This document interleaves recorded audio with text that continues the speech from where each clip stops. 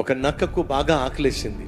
ఆకలితో అలమటించిపోతూ ఆహారం కోసం ఎదురు చూస్తూ ఉన్నప్పుడు ఒక ఎలుక ఒక చెట్టు త్వర ఉంటే ఆ త్వరలోకి వెళ్ళిపోయింది. అది చూసిన నక్క అమాంతంగా ఆ త్వరలోకి దూకేసింది. తీరా చూస్తే లోపల ఎన్ని ఎలకలో, కడుపు నిండా ఎలకలన్నిటినీ తినేసింది. కడుపు ఇంత అయిపోయింది.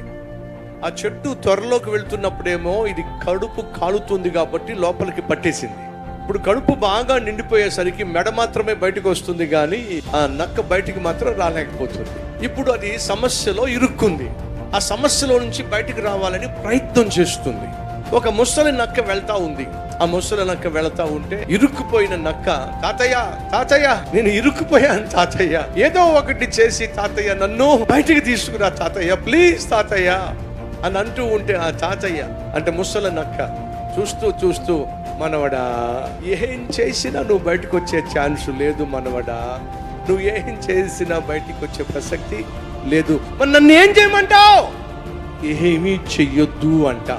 సాయంత్రం వరకు ఓపిక పట్టమంట. సాయంత్రం అయ్యేసరికి నీకు సమాధానం వస్తుంది. మాట నమ్ము.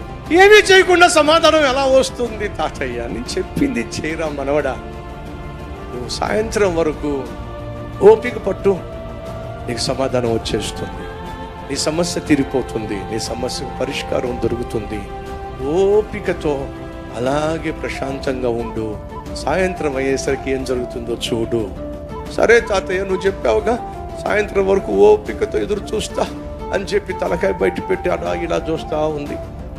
సాయంత్రం అయ్యేసరికి బాగా తిన్నటువంటి ఆ నక్క పొట్టేమైంది, సాయంత్రానికి లోపల తిన్నది కాస్త అరిగింది, పొట్ట కాస్త లోపలికి వెళ్ళింది, ఇది కాస్త జరిగింది, త్వరలో నుంచి బయటకు వచ్చేసి.